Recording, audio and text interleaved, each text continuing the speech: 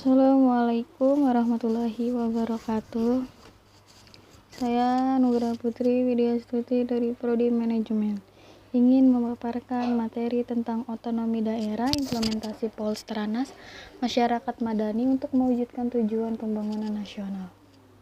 Otonomi daerah di Indonesia adalah hak, wewenang, dan kewajiban daerah otonomi untuk mengatur dan mengurus sendiri urusan pemerintah dan kepentingan masyarakat setempat sesuai dengan peraturan perundang-undangan. Undang-Undang Nomor 22 Tahun 1999 tentang Pemerintahan Daerah merupakan salah satu wujud politik dan strategi nasional secara teoritis telah memberikan dua bentuk otonomi kepada dua daerah, yaitu yang pertama, otonomi terbatas kepada daerah provinsi. Yang kedua, otonomi luas kepada daerah, kabupaten, atau kota. Perbedaan undang-undang yang lama dan yang baru. Yang pertama, undang-undang yang lama, titik pandang kewenangannya dimulai dari pusat, atau central government looking. Yang kedua, undang-undang yang baru, titik pandang kewenangannya dimulai dari daerah, atau local government looking. Yang ketiga, Undang-Undang Nomor 22 Tahun 1999 tentang otonomi daerah sangatlah tepat sesuai dengan tuntutan reformasi yang mengharapkan adanya pemerataan pembangunan dan hasil-hasilnya untuk semua daerah yang pada gilirannya diharapkan dapat mewujudkan masyarakat madani atau civil society. Dua nilai dasar yang dikembangkan dalam Undang-Undang Dasar 1945 berkenaan dengan pelaksanaan desentralisasi dan otonomi daerah di Indonesia. Yang pertama, nilai unitaris, yang diwujudkan dalam pandangan bahwa Indonesia tidak mempunyai kesatuan pemerintahan lain di dalamnya yang bersifat negara, yang berarti kedaulatan yang melekat pada rakyat, bangsa, dan negara Republik Indonesia tidak akan terbagi di antara kesatuan-kesatuan pemerintah. Yang kedua, nilai dasar desentralisasi teritorial dari isi dan jiwa pasal 18 Undang-Undang Dasar 1945 beserta penjelasannya sebagaimana tersebut di atas, maka jelaslah bahwa pemerintah diwajibkan untuk melaksanakan politik desentralisasi dan dekonsentrasi di bidang ketatanegaraan. Prinsip otonomi yang dianut adalah yang pertama, nyata. Otonomi secara nyata diperlukan sesuai dengan situasi dan kondisi objektif di daerah. Yang kedua, bertanggung jawab. Pemberian otonomi diselaraskan atau diupayakan untuk memperlancar pembangunan di seluruh pelosok tanah air. Dan yang ketiga, dinamis. Pelaksanaan otonomi selalu menjadi sarana dan dorongan untuk lebih baik dan maju. 3. Prinsip dasar sistem hubungan pusat dan daerah. Yang pertama, desentralisasi. Penyerahan urusan pemerintah dari pemerintah untuk daerah tingkat atasnya kepada daerah menjadi urusan rumah tangganya. Yang kedua, dekonsentrasi. Pelimpahan wewenang dari pemerintah atau kepala wilayah atau kepala instansi vertikal tingkat atasnya kepada pejabat-pejabat di daerah. Yang ketiga, tugas pembantuan atau medebiwain. Tugas untuk turut serta dalam melaksanakan urusan pemerintah yang ditugaskan kepada pemerintah daerah oleh pemerintah daerah atau pemerintah daerah tingkat atasnya dengan kewajiban mempertanggungjawabkan kepada menugaskannya. Implementasi Polstranas di bidang hukum. Yang pertama, mengembangkan budaya hukum di semua lapisan masyarakat untuk terciptanya kesadaran dan kepatuhan hukum dalam kerangka supremasi hukum dan tegakkan negara hukum. Yang kedua, menata sistem hukum nasional yang menyeluruh dan terpadu dengan mengakui dan menghormati hukum agama dan hukum adat serta memperbaharui undang-undang warisan kolonial dan hukum nasional yang diskriminatif, termasuk ketidakadilan gender dan ketidaksesuaiannya dengan reformasi melalui program legalisasi. Yang ketiga, menegakkan hukum secara konsisten untuk lebih menjamin kepastian hukum, keadilan, dan kebenaran supremasi hukum, serta menghargai hak asasi manusia. Yang keempat, melanjutkan meratifikasi konvensi internasional, terutama yang berkaitan dengan hak asasi manusia sesuai dengan kebutuhan dan kepentingan bangsa dalam bentuk undang-undang. Yang kelima, meningkatkan integritas moral dan keprofesionalan aparat penegak hukum termasuk Kepolisian Negara Republik Indonesia untuk menumbuhkan kepercayaan masyarakat dengan meningkatkan kesejahteraan, dukungan sarana dan prasarana hukum, pendidikan, serta pengawasan yang efektif. Yang keenam, mewujudkan lembaga peradilan yang mandiri dan bebas dari pengaruh penguasa dan pihak manapun. Implementasi Polstranas di bidang pertahanan dan keamanan. Yang pertama, menata Tentara Nasional Indonesia sesuai paradigma baru secara konsisten melalui reposisi, redefinisi, dan reaktualisasi peran Tentara Nasional Indonesia sebagai alat negara untuk melindungi, memelihara, dan mempertahankan keutuhan negara Republik Indonesia terhadap ancaman dari luar dan dalam negeri, dengan menjunjung tinggi hak asasi manusia dan memberikan dharma baktinya dalam membantu penyelenggaraan pembangunan.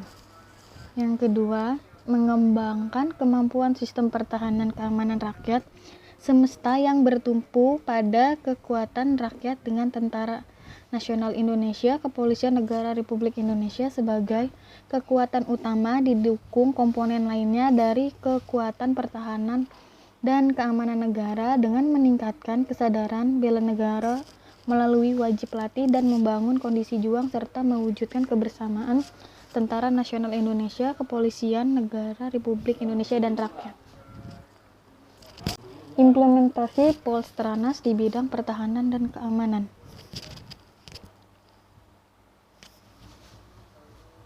Dalam negeri, yang pertama, pendidikan politik secara intensif dan komprehensif kepada masyarakat untuk mengembangkan budaya politik, yaitu demokratis, menghormati keberagaman aspirasi, dan menjunjung tinggi supremasi hukum dan hak asasi manusia berdasarkan Pancasila dan Undang-Undang Dasar 1945. Yang kedua, memasyarakatkan dan menerapkan prinsip persamaan dan antidiskriminatif dalam kehidupan bermasyarakat, berbangsa, dan bernegara. Yang ketiga, membangun bangsa dan watak bangsa nasional and character building menuju bangsa dan masyarakat Indonesia yang maju, bersatu, rukun, damai, demokratis, dinamis, toleran, sejahtera, adil, dan makmur. Hubungan luar negeri. Yang pertama, menegaskan arah politik luar negeri Indonesia yang bebas, aktif, dan berorientasi pada kepentingan nasional. Yang kedua adalah melakukan perjanjian dan kerjasama internasional harus dengan persetujuan lembaga perwakilan rakyat. Yang ketiga, meningkatkan kesiapan Indonesia dalam segala bidang untuk menghadapi perdagangan bebas. Implementasi Polstranas di bidang ekonomi. Yang pertama, meningkatkan kuantitas dan kualitas penempatan tenaga kerja ke luar negeri dengan memperhatikan kompetensi, perlindungan, dan pembelaan tenaga yang dikelola secara terpadu dan mencegah timbulnya eksploitasi tenaga kerja.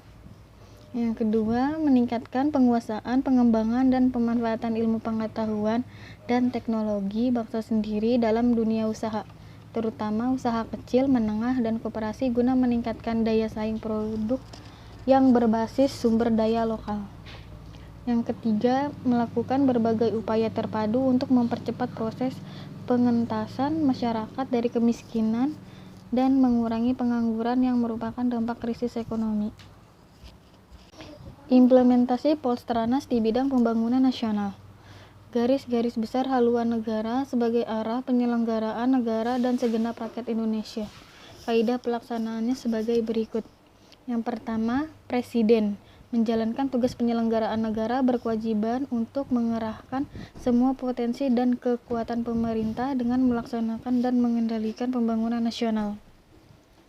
Yang kedua, DPR, MA, BPK, dan DPA berkewajiban melaksanakan GBHN sesuai dengan fungsi, tugas, dan wewenangnya berdasarkan Undang-Undang Dasar 1945. Yang ketiga, semua lembaga tinggi negara berkewajiban menyampaikan laporan pelaksanaan GBHN dalam sidang tahunan MPR sesuai dengan fungsi, tugas, dan wewenangnya berdasarkan Undang-Undang 1945. Yang keempat, GBHN dalam pelaksanaan dituangkan dalam program pembangunan negara 5 tahun yang memuat uraian kebijakan secara rinci dan terstruktur yang secara yuridis ditetapkan oleh Presiden bersama DPR. Yang kelima, Propenas dirinci dalam rencana pembangunan tahunan yang memuat APBN dan ditetapkan Presiden bersama DPR. Implementasi politik strategi nasional di bidang penyelenggaraan negara. Yang pertama, membersihkan penyelenggaraan negara dari praktik korupsi, kolusi, dan nepotisme dengan memberikan sanksi seberat-beratnya. Yang kedua, melakukan pemeriksaan terhadap kekayaan pejabat negara dan pejabat pemerintah sebelum dan sesudah memangku jabatan. Yang ketiga, meningkatkan fungsi dan keprofesionalan birokrasi dalam melayani masyarakat dalam mengelola kekayaan negara secara transparan. Implementasi politik strategi nasional di bidang komunikasi informasi dan media massa. Yang pertama, meningkatkan pemanfaatan peran komunikasi melalui media massa modern dan media tradisional. Yang kedua, meningkatkan kualitas komunikasi di berbagai bidang melalui penguasaan dan penatapan teknologi informasi dan komunikasi. Yang ketiga, meningkatkan peran pers yang bebas sejalan dan peningkatan kualitas dan kesejahteraan insan pers. Implementasi politik strategi nasional di bidang agama. Yang pertama, memantapkan fungsi, peran, dan kedudukan agama sebagai landasan moral, spiritual, dan etika dalam penyelenggaraan negara. Yang kedua, meningkatkan kualitas pendidikan agama melalui penyempurnaan sistem pendidikan agama. Yang ketiga, meningkatkan dan memantapkan kerukunan hidup antara umat beragama sehingga tercipta suasana yang harmonis. Implementasi politik strategi nasional di bidang pendidikan.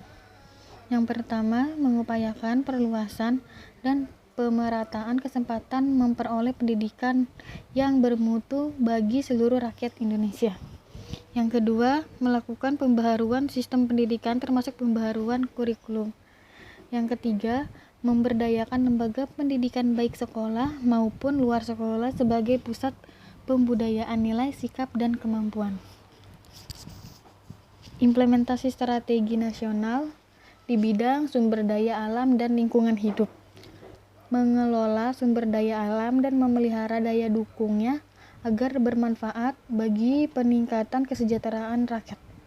Yang kedua, meningkatkan pemanfaatan potensi sumber daya alam dan lingkungan hidup dengan melakukan konservasi, rehabilitasi, dan penghematan penggunaan. Yang ketiga, mendelegasikan secara bertahap wewenang pemerintah pusat kepada pemerintah daerah dalam rangka mengelola sumber daya alam. Keberhasilan Polstranas. Yang pertama, keimanan dan ketakwaan kepada Tuhan Yang Maha Esa sebagai nilai luhur yang menjadi landasan spiritual, moral, dan etika dalam kehidupan bermasyarakat, berbangsa, dan bernegara. Yang kedua, semangat kekeluargaan yang berisikan kebersamaan, kegotong royongan, kesatuan, dan persatuan melalui musyawarah untuk mencapai mufakat guna kepentingan sosial. Yang ketiga, percaya diri pada kemampuan dan kekuatan sendiri serta bersindikan kepada kepribadian bangsa sehingga mampu menatap masa depan yang lebih baik. Yang keempat, kesadaran patuh dan taat pada hukum yang berintikan keadilan dan kebenaran sehingga pemerintah atau daerah diwajibkan menegakkan dan menjamin kepastian hukum. Yang kelima, pengendalian diri sehingga terjadi keseimbangan, keserasian, dan keselarasan dalam kehidupan antara berbagai kepentingan. Yang keenam, mental, jiwa, tekad, dan semangat pengabdian, disiplin, dan etos kerja yang tinggi, serta mengutamakan kepentingan bangsa dan negara. Yang ketujuh, iptek dengan memperhatikan nilai-nilai agama dan nilai-nilai luhur budaya bangsa, sehingga memiliki daya saing dan dapat dibicarakan di percaturan global. Masyarakat madani. Istilah masyarakat madani dalam bahasa Inggris dikenal dengan civil society. Civil society dikemukakan oleh Cicero dalam filsafat politiknya dengan istilah society sivil yang identik dengan negara. Dalam perkembangannya, istilah civil society dipahami sebagai organisasi-organisasi masyarakat terutama bercirikan kesukarelaan dan kemandirian yang tinggi berhadapan dengan negara serta keterikatan dengan nilai-nilai atau norma hukum yang dipatuhi masyarakat.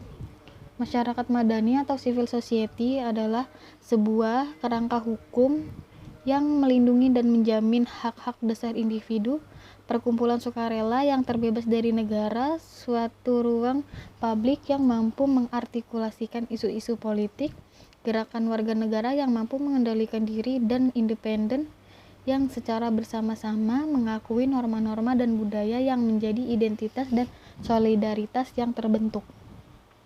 Ciri-ciri masyarakat madani ada 5. Yang pertama, adanya integrasi antara individu dengan individu, individu dengan kelompok di dalam masyarakat melalui kontrak sosial dan aliansi sosial. Yang kedua, adanya penyebaran kekuasaan di dalam masyarakat sehingga kepentingan-kepentingan yang mendominasi masyarakat dapat dibatasi atau dikurangi dengan adanya beberapa kekuatan alternatif. Yang ketiga, adanya keanggotaan berbagai organisasi volunteer yang menyumbang berbagai masukan terhadap keputusan-keputusan pemerintah sehingga kepentingan individu dan negara dapat dijembatani. Yang keempat, adanya peningkatan dan perluasan kesetiaan kepercayaan sehingga setiap anggota masyarakat mengakui keterkaitannya satu sama lain dan mementingkan kepentingan hukum. Yang kelima, adanya kebebasan bagi masyarakat dalam melakukan kegiatan lembaga-lembaga sosial dengan beragam perspektif. Unsur-unsur masyarakat madani. Yang pertama, wilayah publik yang luas. Yang kedua, adanya demokrasi. Yang ketiga, adanya toleransi. Yang keempat, adanya pluralisme. Yang kelima, adanya keadilan sosial. Sekian pemaparan materi yang dapat saya sampaikan. Terima kasih. Wassalamualaikum warahmatullahi wabarakatuh.